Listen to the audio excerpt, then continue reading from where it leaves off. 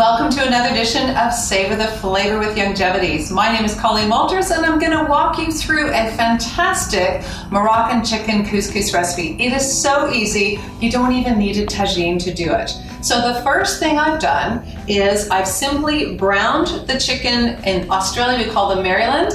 In the US it is chicken legs with back attached. You can use any part of the chicken.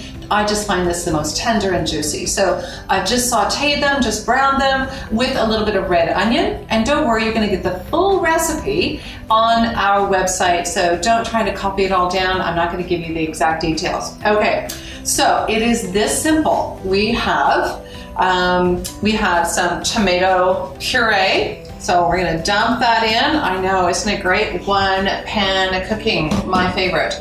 We're going to use some butternut squash, butternut pumpkin in Australia and New Zealand. We're gonna just dump that in, all right? I know everyone's going, what, don't you have to do this and this first? We're gonna put some stock in. Again, you can use chicken stock or vegetable stock.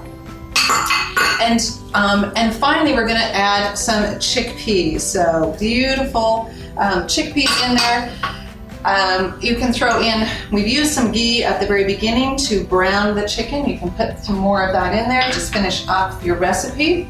And finally, we're going to add our spices. So we want to have some really rich earthiness from paprika. So we're using some of our Spanish paella in there. So that's going to give it some really lovely color. We're also going to use, instead of a salt, we're going to use our safari rub. And this has about 30 ingredients in it. So it's really going to give the depth of flavor, plus add some salt to the dish.